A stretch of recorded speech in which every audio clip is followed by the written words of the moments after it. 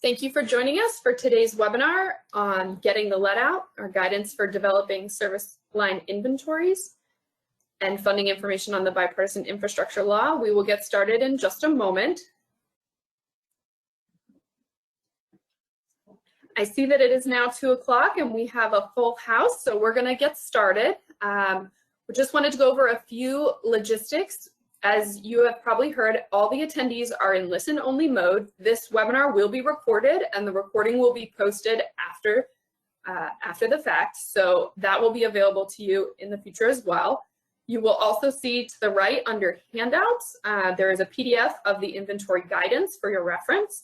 If you're having technical issues at any point during the webinar, feel free to send a note to the webinar organizers using the questions or chat box. But the chat box is for technical issues only during the webinar. So with that, I am going to get us started by handing over to Karen Detmer, Managing Director for Infrastructure Implementation in the Office of Water. Karen, get us started. Thank you, and welcome everyone to this exciting release and webinar on the lead service line inventory guidance that we put out at EPA's Office of Water. We're so excited to have this out. As you are aware, President Biden has made replacing 100% of lead service lines a top priority for his administration. And that is why it's so critical that we have put a provision in the lead and copper rule revisions that requires water systems to prepare an initial lead service line inventory by October of 2024. And this guidance is going to get you well on your way to be prepared for that regulatory requirement. Identification of lead service lines and preparation of an inventory is the very first step for communities to take to prepare a replacement plan and conduct replacements. EPA has released this guidance to help communities identify lead pipes that connect drinking water services in our communities and develop and maintain inventories of these service lines. So even if you already have a lead service line inventory, this guidance will help you maintain that inventory and improve that inventory. The lead service line inventory guidance is a key milestone in implementing the Biden-Harris lead pipe and paint action plan. The guidance will also help utilities comply with all the requirements of the lead and copper rule revisions that went into effect. And this requirement is a key way that communities will make progress on removing lead from drinking water, while EPA concurrently develops the lead and copper rule improvements to strengthen key elements of the rule. Communities around the country are in different stages of creating lead service line inventories. And these inventories will allow water systems, states, tribes, and us, the federal government, to determine the prevalence of lead sources and to target lead risk communication and lead removal programs where they are needed most. The guidance will also help communities maximize the investments available through the bipartisan infrastructure law, which provides $15 billion dedicated to removing lead pipes. This funding can also be used to develop lead service line inventories.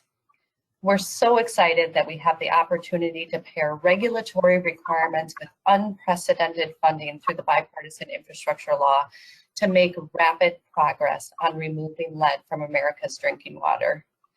We so hope to see the communities and states that are listening in today to take what you've learned and get to work on advancing this important step toward 100% replacement of lead service lines. And I realize that with my excitement, I just jumped right in. So I'm Karen Detmer. I'm the Managing Director for Infrastructure Investment. And the bipartisan infrastructure law is my main focus in ensuring that we are getting that funding out to communities through the state SRFs. So please, after you've learned more here today, get in contact with your state if you're a community that's looking to get started and get more information on how you can use this guidance and put it to work. Thank you. Thanks, Karen. So Let me just share my webcam here. Can you all see me? All right. Hey, everyone. My name is Michael Goldberg. I'm an environmental engineer in US EPA's Office of Groundwater and Drinking Water. Thanks for joining us on the webinar today. Today, I'll be walking you through the contents of the guidance document, as well as providing an interactive demonstration of this inventory template associated with the guidance document that we've developed for systems and states to optionally use or adapt from when creating their own inventories. And then I'll be followed up by my colleague, Matt King, to talk about that $15 billion from the bipartisan infrastructure law. So let's get started here. As I said, I'll be walking us through the guidance and summarizing the document itself and then the template. So what's in the new guidance? Well, I'll start off with the audience. It's intended for water systems of all sizes as well as states. It can be helpful for water systems who might be starting out with their inventories, but can also be referenced by those systems who are more far along in their inventory development. They can review this guidance for a summary of the LCRR requirements, as well as to learn about best practices to improve upon the work which they've already done. We've reviewed the literature, as well as incorporated lessons learned from water systems who, in some cases, already have years of experience developing inventories. We've clearly marked which sections throughout the guidance document itself and the inventory template, which are LCRR requirements versus those which are best practices or recommendations. The guidance can also be used for funding for that BIL. The BIL financing applications, it's not required, but can be used in those applications. And I'll just give a quick disclaimer. This guidance itself is not a regulation. It doesn't change or substitute for those provisions and regulations, nor does it impose legally binding requirements on EPA, states, or the regulated community. And the recommendations provided here, they may not apply in every circumstance, just given a water system or state's individual circumstances. So let's go ahead and get started. In the following slides, I'll touch briefly upon each of these topics. This is a 150-page technical document, so I won't have time to get into every single thing, but I'll give a brief overview of each topic with some examples from each chapter. And I wanted to start off here with the benefits of a comprehensive and accurate inventory. And there really are so many benefits as well as opportunities that arise from the inventory process, aside from LCRR compliance. So I'd like to briefly start off with those benefits here. The first being to facilitate lead service line replacement programs. So an inventory allows water systems to know exactly where those lead service lines and galvanized requiring replacement service lines are so that they can be replaced. As I noted before, the inventories can also be useful in applications for BIL funding. It also allows for better planning to improve the efficiency of your lead service line replacement program.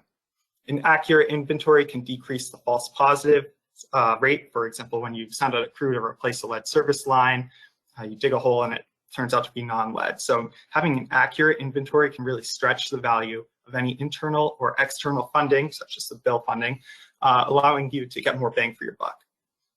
And an inventory can also be used to ensure that there's equity in your replacement program. An inventory enables prioritization to allow for equity to be incorporated as early as at the planning stages.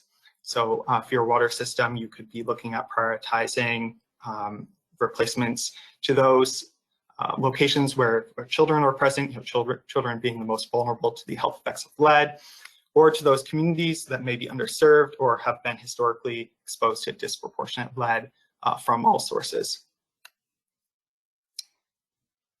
Inventories can also improve public health. Service line inventories are the foundation from which water systems take action to address this significant source of lead in drinking water, lead service lines. So establishing an inventory of service line materials is a key first step in getting the lead out and educating customers so they understand the risk and can take action to reduce their exposure. And it also allows for water systems to take steps to mitigate exposure after potential disturbances of lead service lines and those galvanized requiring replacement lines. Another benefit of inventories, it allows you the opportunity to engage the community, to build transparency and trust with customers, allowing you to show that you're being upfront about what you know as well as what you don't know regarding lead service line presence. It's an opportunity to showcase the progress of your lead service line replacement program, as well as an opportunity to educate and involve customers to bring them into this process. And this itself can heighten interest in lead service line replacement and create opportunities for replacement. And finally, improved asset management, giving you a better picture what you've got in the ground. Water systems we've seen are choosing to digitize information from their distribution system. So they're going through and reviewing tap cards. There may be additional information aside from service line material on these tap cards that they're encountering incidentally as they're going about this process. Some of this information may only exist in a paper format, maybe just in one place.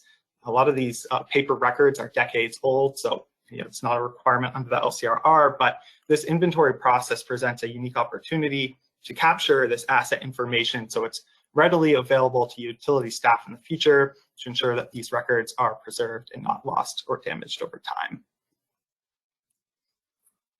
So getting into here, this next chapter in the inventory guidance document touches on the basic inventory elements, starting off with those which are required under the lead and copper rule revisions. So including all service lines, regardless of the actual or intended use, classifying the materials in accordance with 4 types as listed in the LCRR, that's the lead service lines, galvanized requiring replacement, and I'll just provide a quick definition. Those are those galvanized lines that are or were at any time downstream of a lead service line. There's the lead status unknowns and non-lead. And then there's the requirement to include both the system and customer side where, in those cases where ownership is split. So it must be an inventory of the full lead service line. Then we get into some recommended sub-classifications to get into with your inventories. So, we recommend documenting the likelihood that an unknown is lead. This can reflect the confidence you have in a given record or investigation technique and can help with planning. Additionally, we recommend the sub-classification, if you've got a non-lead line, noting in those cases where you can distinguish if it's copper or PVC, for example. That can just improve your asset management. We also recommend including other drinking water infrastructure that potentially contains lead, aside from just the lead service lines and galvanized requiring replacements, because any source of lead in contact with drinking water can potentially contribute to lead exposure.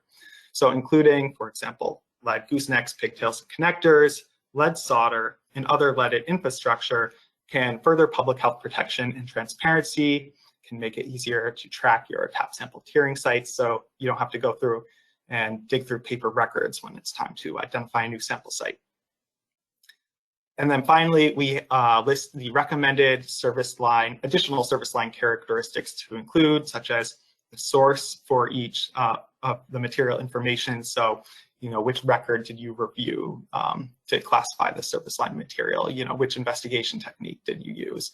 As well as pipe diameter and installation date of that service line. And I'll get into this in greater detail in a future slide, but these additional characteristics can really improve the efficiency of your inventory development process, allowing you to screen through potential non-lead service lines. So next we get into the inventory planning chapter. We've included our own recommended inventory development lifecycle diagram.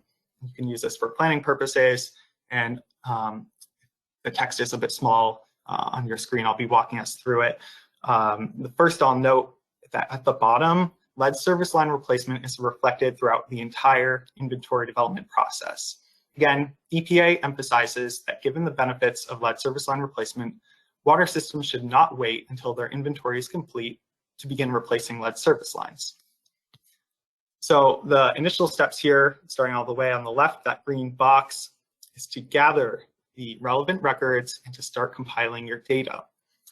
And then start building your inventory, considering the inventory format you wish to use. You may be creating your own map or a database, for example, or potentially using EPA's template, which we're providing as part of this guidance. We'll discuss, we discuss the pros and cons of various formats, and I'll get into that in a later slide, but we do recommend that it be easily updated as the inventory is a living database, as reflected in this next part of the diagram. This cycle of continuous improvement where systems investigate service line materials as they're encountered in the course of normal operation, such as is required in the LCRR, or by conducting field investigations proactively. We recommend partnering with third parties such as customers, plumbers, home inspectors, and landlords to assist in the service line material investigations. The next step here is to evaluate the reliability of your records and field investigation methods. If you find that certain record source is unreliable, we recommend considering reclassifying those service lines as unknown until they can be verified by another source with higher accuracy. And this practice can reduce system costs. For example, I give the example of a crew going out to replace a lead service line, and they dig a hole and find that's in fact a non-lead service line. Can also ensure that customers are better informed about the water system's level of confidence in the service line material classification. And then finally, last step in this cycle is to update the inventory over time. So as replacements are conducted, investigations take place, or if you make judgments about the accuracy of a certain record or material investigation source, as I had just mentioned. And then after all the unknowns have been investigated and assigned a material, there's still the opportunity to update the inventory as service lines are replaced. And you see in this bottom circle, which reads update, if you end up finding a lead service line or galvanized requiring replacement where the inventory shows non-lead, we recommend potentially re-entering that cycle of continuous improvement if you determine that this is a broader reflection of the accuracy of your inventory rather than a more like a one-off scenario where you happen to find a lead service line. So this next chapter is the historical records review. Historical records are the starting point for developing the initial inventory under the LCRR, and this guidance provides additional detail about each record type, as well as the recommended practices to continue to evaluate the accuracy of your records over time and as service line materials are encountered. The next slide, service line material investigation methods. This chapter provides a description of the various service line investigation methods the water systems have used to identify the material of unknowns and to verify the accuracy of their records. I'll note that the LCRR requires that states approve which investigation methods are acceptable for systems to use for material classification. This guidance evaluates the pros and cons of each method, for example, looking at the cost and labor requirements of each, the disturbances associated with each practice, their relative accuracy, and we also have included some real-world examples of these methods being used by water systems and their lessons learned. The next slide, developing and updating the inventory. This chapter summarizes the LCRR requirements as well as gives some recommended approaches. For example, we've referenced a few suggested screening processes for eliminating unknowns in your distribution system. You see one here from the literature, Liggett 2021. This diagram here on the right side recommends starting with your initial data set. And I mentioned previously those additional service line characteristics such as service line installation date and pipe diameter. So comparing the federal lead ban, or if you've got a local or state lead ban, looking at which service lines were installed after that ban as a way to screen out these non-lead service lines.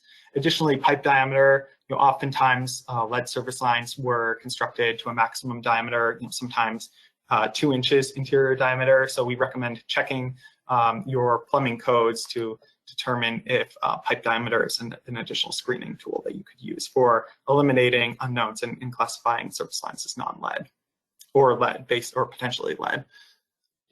We also include a potential weight of evidence approach that you could use when you encounter, or if you encounter records with conflicting information, such as one record reading lead, the other reading non-lead, how to determine which one might be more reliable. We also include suggestions on how to prioritize investigations of your unknowns in your inventory. For example, investigating first those service lines where there are people most sensitive to the effects of lead, such as children, where they live and learn and play. as well as underserved communities or communities where people might have experienced disproportionate exposure to lead from all sources.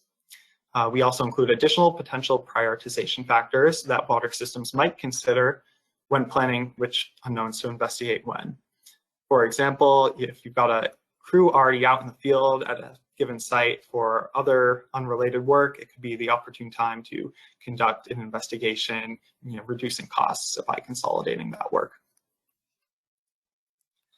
The next slide, the second slide on developing and updating the inventory, we include a summary of the requirement to notify customers if they have a known or potential service line containing lead. So within 30 days after completion of that initial inventory, sending out notifications to customers with a lead service line galvanized requiring replacement or lead status unknown service line. This next item here, requirements and recommendations for systems with only non-lead lines. So I'll note all water systems must have an inventory and submit that in initial inventory. But for those water systems that can demonstrate they have only non-leads in their system, the LCRR has the option for water systems to, in lieu of publishing their entire inventory. I'm getting some background noise, so everyone make sure you're on mute. So instead of publishing that entire inventory full of non-leads, systems have the option to instead, in lieu of that, publish a statement stating that they have only non-lead service lines in their inventory, as well as a description of the applicable sources used to make that determination. We summarize the initial inventory submission requirements, as well as the inventory update requirements under the LCRR. Remember that initial inventories must be submitted by October 2024. And then finally, we include information on state review and reporting. And we have developed a checklist for states to feel free to use when they're determining compliance for systems with their initial inventories. And I will show that later. It's in the template.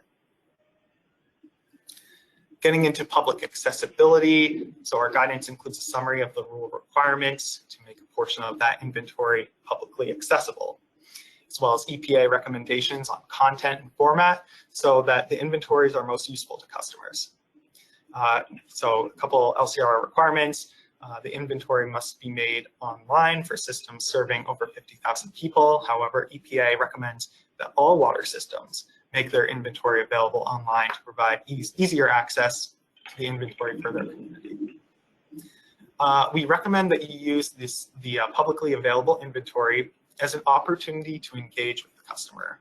Some customers might first learn of their service line material from the inventory. And at that point, their interest in lead drinking water may be heightened. We recommend that you consider that moment and link the customer to that they can use to learn about ways to reduce. Yeah, all right, I just got the button to unmute. Hope everyone can hear me.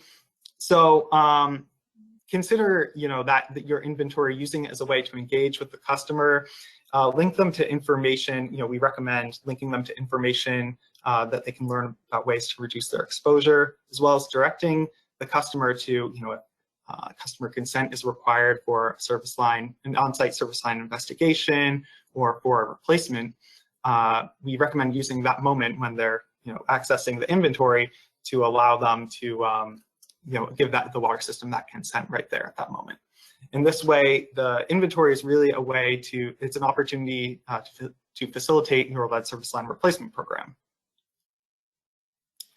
We also recommend including instructions on how to use and interpret the inventory, as well as we evaluate some of the pros and cons of various inventory formats. And finally, we summarize the LCR requirements for community water systems to include in their annual consumer confidence report a statement that they've prepared the service line inventory and instructions on how to access that inventory. And so we have 6 appendices in the guidance. The Appendix A are selected forms that can be used to assist water systems in states with their inventory tracking and reporting. And these are actually taken from the spreadsheet template, which I'll be giving us all a walkthrough in the next slide. So those are pasted into the document from that. We also have 3 case studies from water systems who have created their own inventories and have agreed to share some of their lessons learned with EPA as well as other water systems reading the guidance. We've included in Appendix C example public education material that systems have sent to customers to self-identify their service line material. Appendix D, it's a summary of state lead ban provisions, which, as I mentioned before, looking at those lead bans can help screen out potential non-lead service lines when you compare the lead ban to your service line installation date. So we've included a summary of those lead bans provisions there. Appendix D is the state of Michigan's protocol for demonstrating through physical verification the accuracy of the inventory. So we thought that that was a useful tool for water systems states to check out. And finally, data quality disclaimer language. So given that inventory accuracy will improve over time, a disclaimer can help customers understand the potential for inaccuracies in the data, especially in those initial stages of the inventory development. So we've included some example disclaimer language there for water systems to look at. All right, so now it's the demonstration portion of my presentation. So I'm going to close out of the slides here and walk us through this Excel-based spreadsheet template, which we have prepared. So I believe you all can see, yeah, you all can see my Excel slide. So this is the template which we've prepared. This first sheet here, it's the introduction, just talking about some introductory text about the template, detailing how the template is organized. So we have a color coding system for the sheets here at the bottom. So yellow sheets are instructions and background. Dark blue sheets are sheets and templates for systems. And there's a dark green sheet at the end, which is that state checklist, which I mentioned before.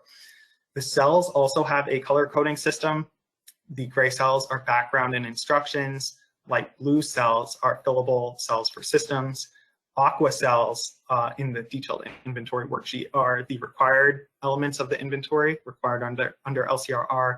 I mentioned that we try to make a clear distinction which are requirements and which are recommendations throughout the document and this spreadsheet template here. And then finally, light green cells are fillable cells for states. And then last thing on this sheet is just a high-level overview detailing each sheet, the purpose of each sheet, and summarizing the information that is there. So I'm going to bypass these template instructions for systems and states and go straight into the classifying service line sheet. So in many cases, the service line ownership is split between the water system and the customer. And the LCRR inventory requirements states that both portions must be included in the inventory and then classified as one of the 4 material types. So where there are certain LCRR requirements, for example, reporting and PAP sample tiering, where a single classification is required. So this sheet provides additional information on how systems and states interpret where there's 2 different materials. For example, if there's lead on the system side and non-lead on the customer side, that single classification for the entire service line for reporting and for tap sample tiering would be lead. So this sheet provides that additional information there. The next sheet is PWS information. So it's a blue sheet. So it's for systems.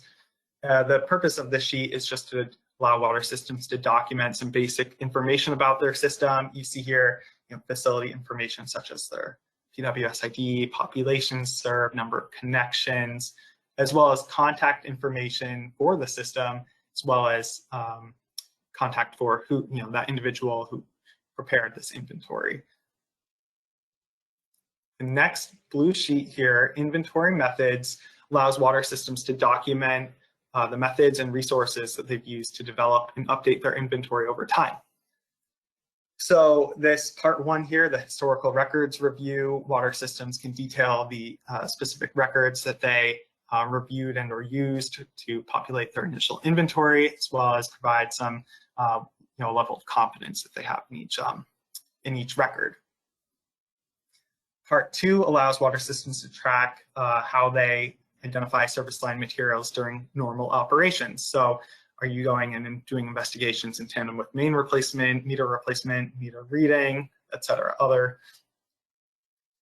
And part 3, service line investigations. If you are going out into the field and conducting, for example, proactive investigations, allows you to keep track of which field investigation methods that you're using. As well as you can describe a prioritization scheme or method that you are, or approach that you have for your inventory development. For example, considering environmental justice, communities, and/or sensitive populations. So this next sheet here, the inventory summary, it allows water systems to provide high-level summary information of their service line inventory. So in part 1, general information detailing, is this the initial inventory submission or the inventory update? What is your ownership type of your service line? So is it owned wholly by the water system or the customer? Is ownership split? So you see here there's like this drop-down menu, and this template includes quite a few drop-downs to just facilitate filling this out. You can detail if there is a, for example, local ordinance that details that ownership definition in your community. You can describe if your system, when lead service lines were generally installed, as well as when lead service lines were banned in your system. If you've got lead gooseneck, pigtails, and connectors in your systems, yes, no, or don't know, as well as what's your overall level of confidence in the inventory. Part 2 allows the water system to just briefly summarize the format of their inventory. And part 3 is the inventory summary table. And it provides just a calculation of how many of each of the 4 material types you've got in your system. You see here, there's already some numbers filled out. I'll get into the next slide, which is the next sheet, which is the detailed inventory. These are auto-populated because we've got some examples provided in the detailed inventory. So these numbers just reflect those examples, which are already there included as examples there in the detailed inventory. But one nice feature about this template is that it auto-populates from the detailed inventory, whatever the counts are from that detailed inventory, it automatically generates the sums from each of these 4 material types on the inventory summary sheet. So I'm now on this detailed inventory sheet, starting off with water systems can document location information for each service line, such as what's the street address of a service line. We also recommend including a unique service line ID for each service line. For example, if there's a residence or a building which has multiple service lines which serve the same address, this can facilitate differentiation between those 2 service lines. If you're using an additional non-street address location identifier, you can track that here. You can track if that service line serves a sensitive population. Does it serve a school, daycare, multifamily home, or other, or a disadvantaged neighborhood, yes or no?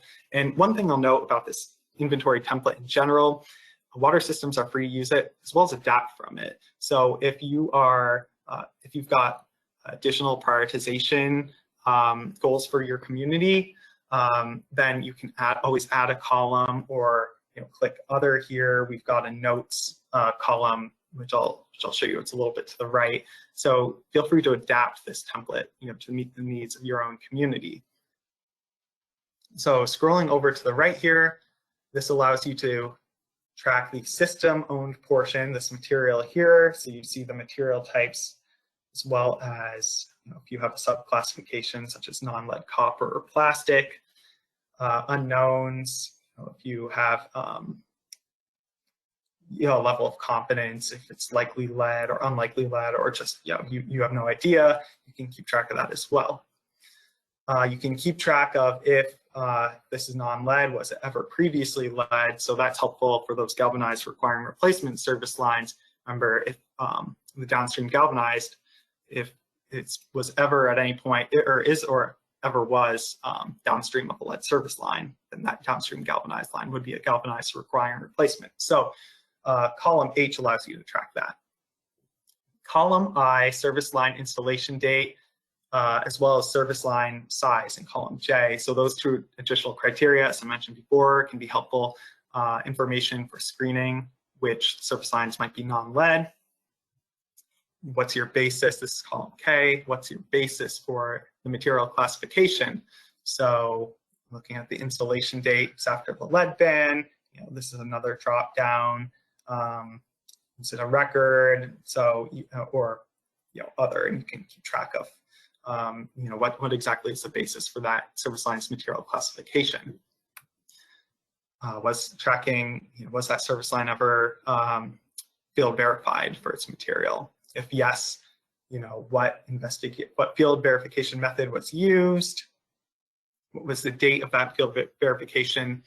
And then finally, additional notes. So if you're tracking anything else or have additional information, such as how you're prioritizing service lines for investigation or replacement, you can also add that information here in column O.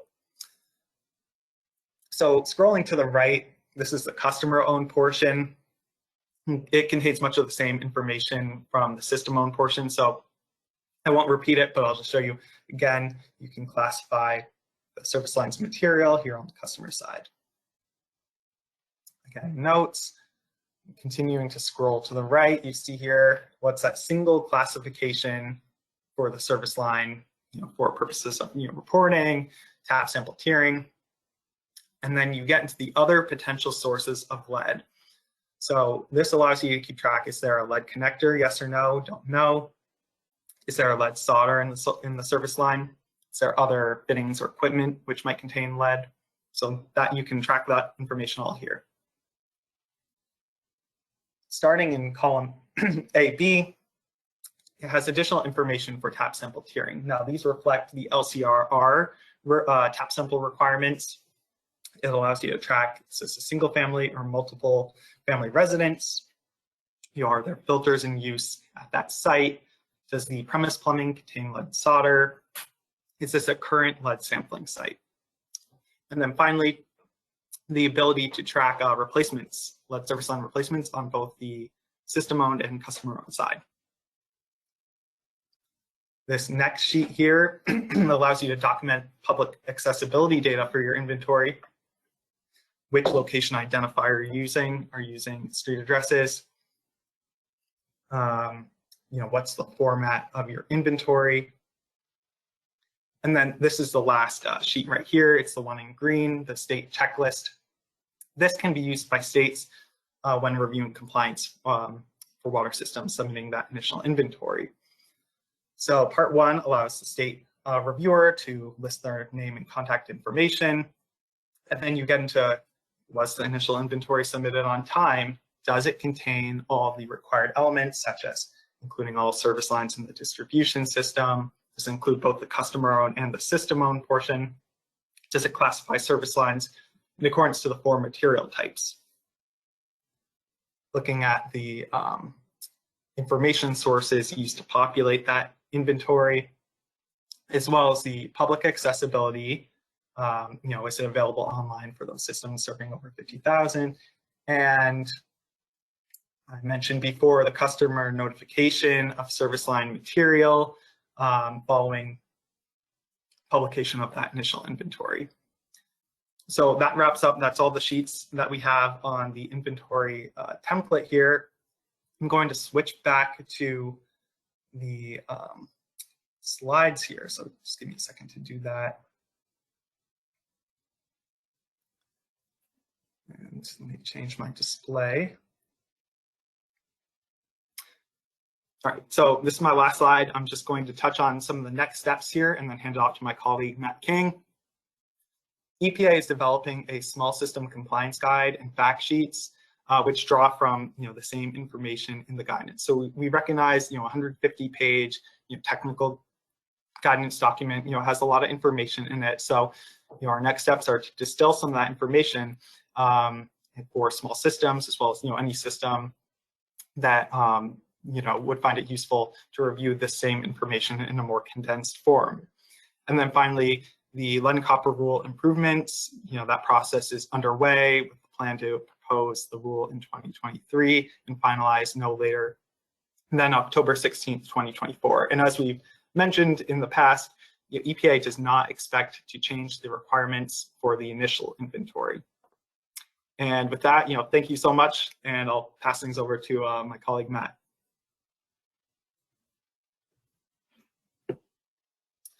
Thank you very much, Michael. I'm Matt King. I'm a member of the Drinking Water State Revolving Fund Program team here at EPA's Office of Groundwater and Drinking Water.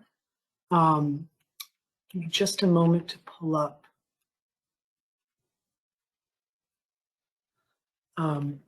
So my portion of this presentation will focus on the Drinking Water State Revolving Fund Program and the lead service line replacement provisions of the Bipartisan Infrastructure Law, also known as the BIL.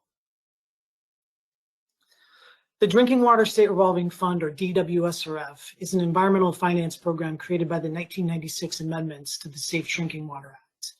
It represents a unique federal-state partnership whereby Congress appropriates money to EPA, which is then awarded to states as capitalization grants. In order to receive that grant, states need to provide matching funds of 20%. And then those combined federal and state funds capitalize a revolving loan fund operated by the state. States then use these funds to make low interest loans, that is below market rate and all the way down to 0%, and to provide other authorized forms of assistance to eligible public water systems. The typical repayment timeframe is between 20 and 40 years, and as these loans are repaid, the funds go right back out the door to communities in the form of new loans. This revolving cycle is intended to provide a source of affordable water infrastructure financing in perpetuity. This flowchart provides a brief visual illustration of the last couple of slides to show how money flows through our program. As you can see, the state is sitting right at the center of it all, which really underscores the fact that these are fundamentally state-operated programs. State DWSRF programs can provide assistance to the following types of entities: public or private community water systems, but bear in mind that some states don't fund private systems. And then nonprofit, non-community water systems are also eligible for funding. The DWSRF can fund a wide variety of projects, and states have considerable flexibility in choosing which types of projects they want to prioritize. I'm not going to spend a significant amount of time on this slide because we're here today to specifically talk about lead, but these 7 categories that you see here on the screen broadly summarize what types of projects the DWSRF can pay for. Next, we'll move on to the topic of DWSRF set-asides. These are an essential part of the DWSRF program that allows states to use a portion of their capitalization grants for certain activities. The truth is, not every issue we face in the water sector is an infrastructure issue. State programs and water systems also face challenges with technical, financial, and managerial capacity. Thus, the purpose of set-aside authority is to assist water systems, improve public health protection, and really enhance the impact of DWSRF funding. Set-asides are a complement to infrastructure financing that strengthens the public water system supervision program and also implements the 3 preventive programs: capacity development, operator certification, and also source water protection. And importantly for this audience, set-aside authorities are something that can be used to pay for service line inventories. So how much funding can be set aside? States can take up to roughly 31% of their capitalization grant for set-aside activities. And that total is comprised of 4 separate set-aside authorities. The first is for administration of the DWSRF and technical assistance to water systems, which is 4% of the cap grant, $400,000, or 1/5 of a percent of the total fund valuation, whichever of those is greatest. Next up is technical assistance to small water systems, which is 2% of the cap grant. The third set aside for state program management is 10%. And the final set aside is for local assistance to public water systems for source water protection and capacity development for a total of 15% of the cap grant. One point I want to make here is that DWSRF set-aside eligibilities are extremely broad. A wide variety of activities can be funded that are really far too numerous to list individually, but generally speaking, eligible activities are those that facilitate compliance and further the public health protection objectives of the Safe Drinking Water Act. Another point to note here is that if an activity is eligible for a DWSRF loan, it's most likely not eligible for set-aside funding. One notable exception to this rule is service line inventories, which can be funded by both sources. The next portion of this presentation will focus on DWSRF eligibilities that are specifically related to lead. I'll cover the bipartisan infrastructure law momentarily, but lead-related activities have always been eligible for DWSRF funding. There are two avenues through which lead can be funded: the loan fund and the aforementioned set-asides. Generally speaking, again, these two sources of funding don't pay for the same activities, but there are some that are eligible for both the loan fund and set-aside funding. Those include service line inventories, planning and design for lead service line replacement, and corrosion control. And I should mention here that EPA is actively encouraging state programs to direct set-aside dollars toward conducting service line inventories, particularly in the first several years of BIL implementation. And we anticipate that many states will do exactly that. Lead eligibilities specifically for the loan fund include complete removal and replacement of lead service lines, galvanized requiring replacement, removal and replacement of lead or galvanized goosenecks, pigtails, and connectors, and also point of use devices to reduce lead during or after removal projects. Lead eligibility specific to the set-asides include public outreach, education, and training. This is actually a very important eligibility because of the public-private nature of many lead service lines. This gives state SRF programs a tool to inform the public and overcome any hesitancy a private property owner might have to engage in full replacement of a lead service line. And then non-routine lead sampling is also eligible for set-aside funding. This sampling cannot be used for routine compliance purposes. So what activities are not eligible? State DWSRF programs can't fund installation or replacement of premise piping. These are the pipes behind the isolation valve leading into a structure. So for example, the pipes behind your sink would not be eligible for SRF funding. Routine sampling, blood testing for lead, bottled water or trucked in water are also not eligible. And also partial lead service line replacement, unless the other portion was replaced previously or is being replaced concurrently, is not eligible. DWSRF dollars from any source, whether the base program or the bipartisan infrastructure law, can only pay for full lead service line replacement.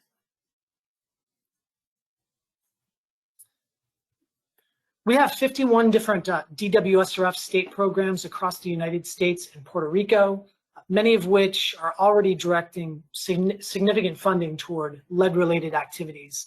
And I'd like to highlight a couple of examples. The first is the Virginia Department of Health's LEAP program, or Lead Elimination Assistance Program.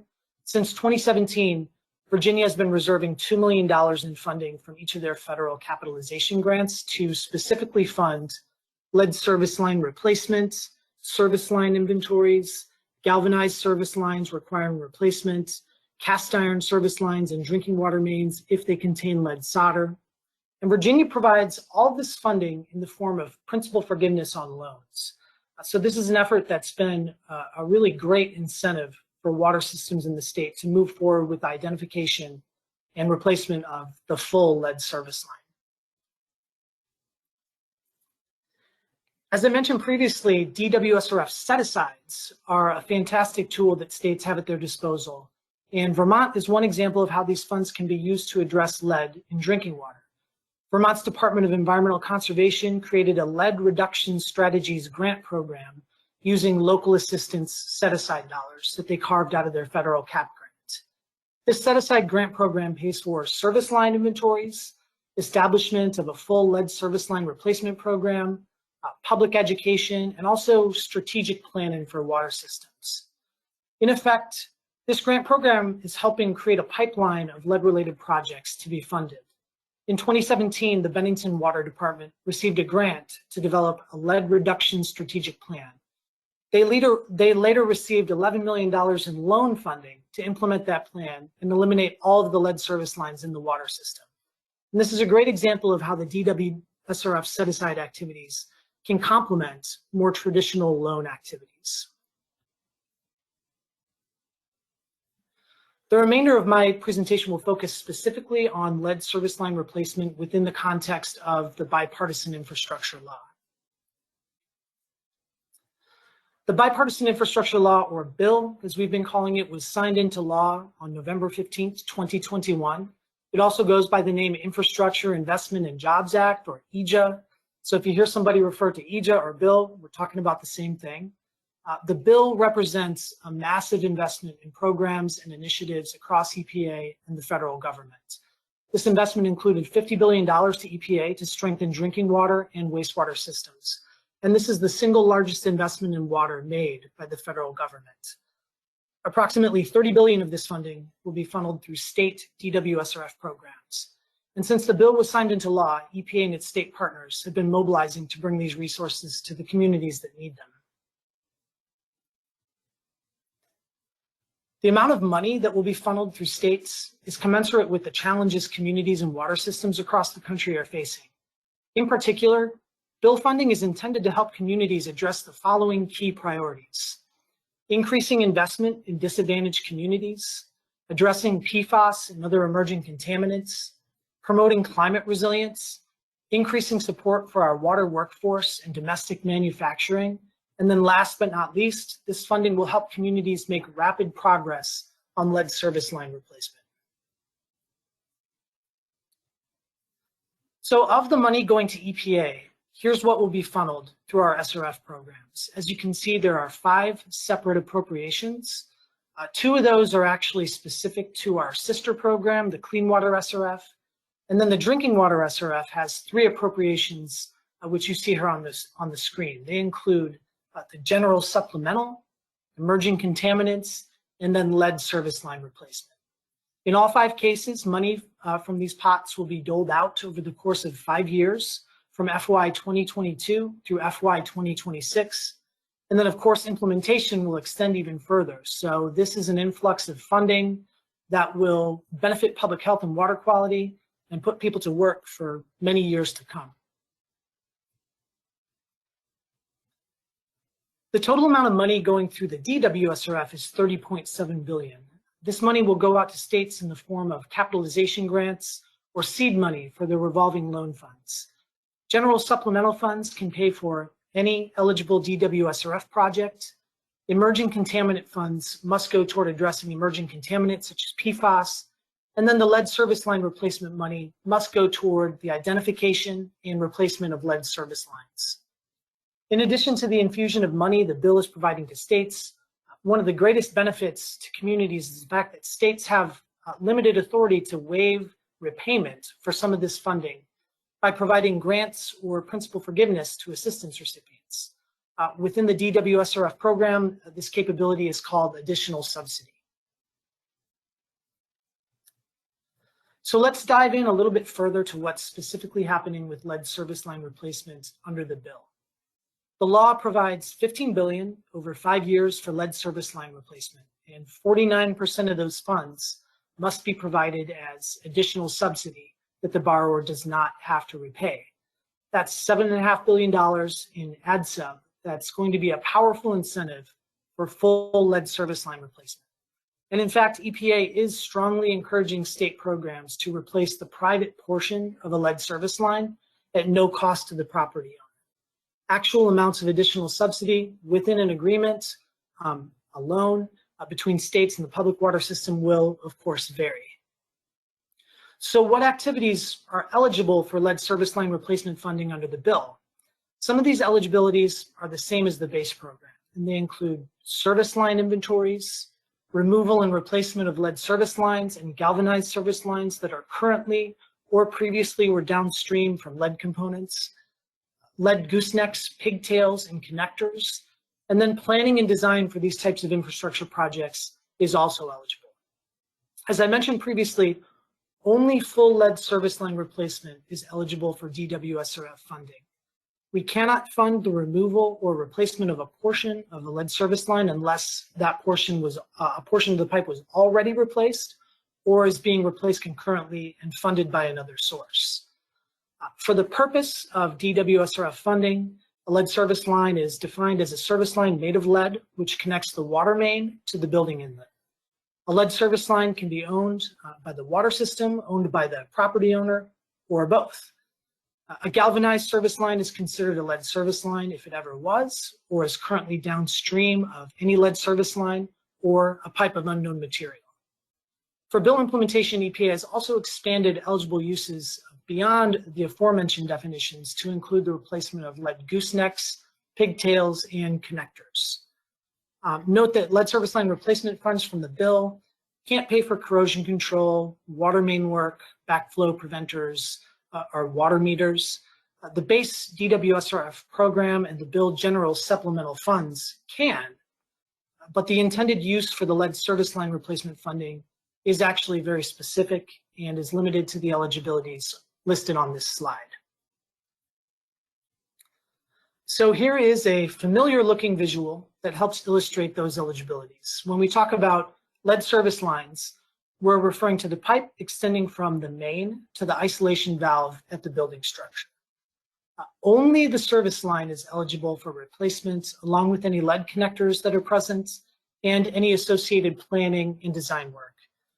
If a property owner, the private property owner, doesn't wish to pursue lead service line replacement, the replacement of that individual line is actually not eligible for DWSRF funding. As I mentioned before, DWSRF set-asides are a critical part of the state toolkit that can be used to incentivize full replacement of service lines and conduct service line inventories.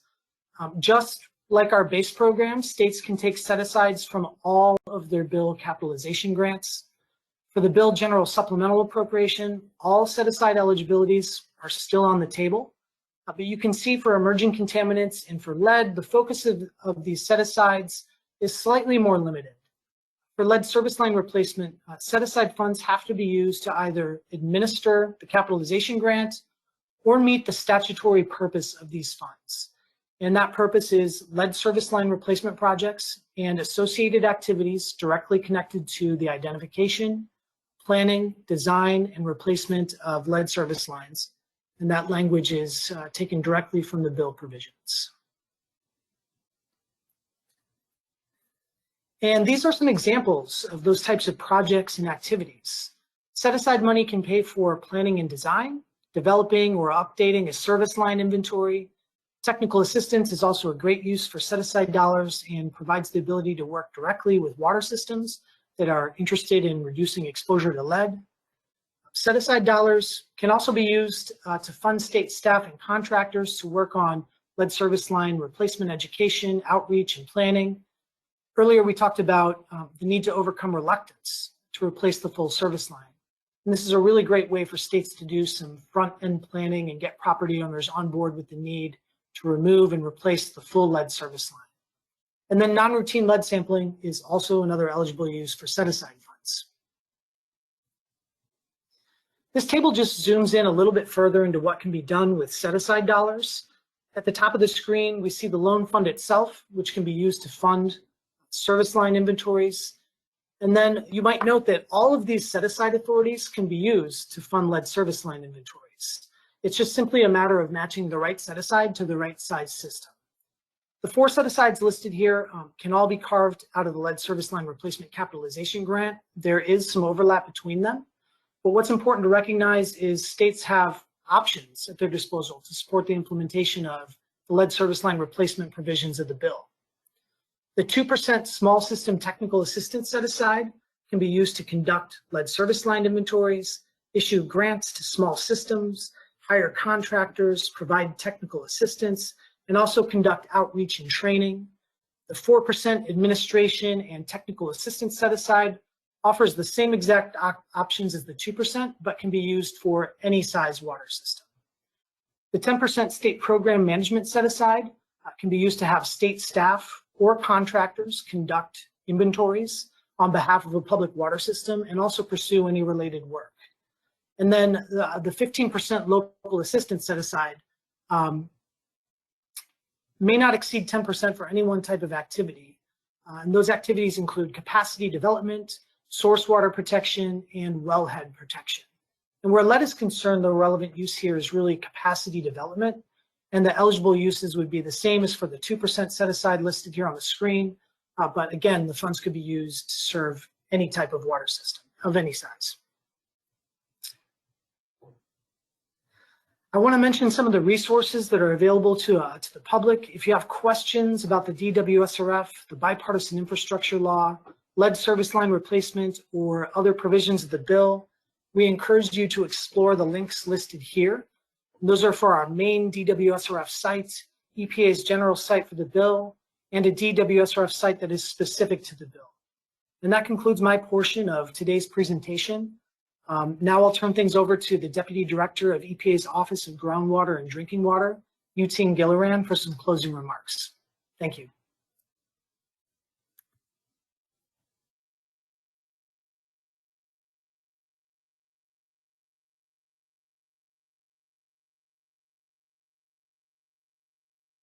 Thank you, Matt. Thank you everyone for attending today's webinar. As you can see, EPA is harmonizing our regulatory requirements with the unprecedented funding through the bipartisan infrastructure law to really try to make rapid progress on removing harmful lead from America's drinking water. I want to thank you for attending today's webinar and getting the lead out. And we have already sent out the presentation earlier today, and we'll be sharing the recording when it is ready. And I want to also thank Karen Demar for the opening remarks, to Michael for providing the overview of the guidance.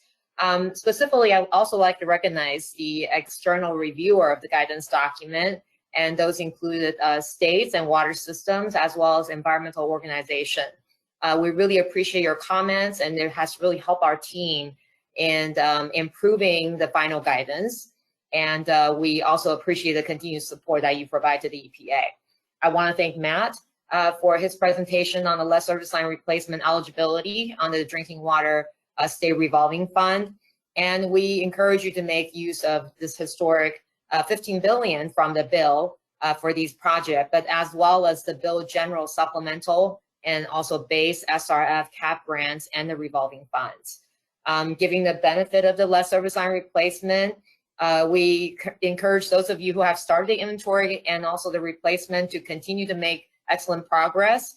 And for those of you who now have the guidance, you can start and begin identifying and replacing lead service line as soon as possible and get the lead out of our drinking water.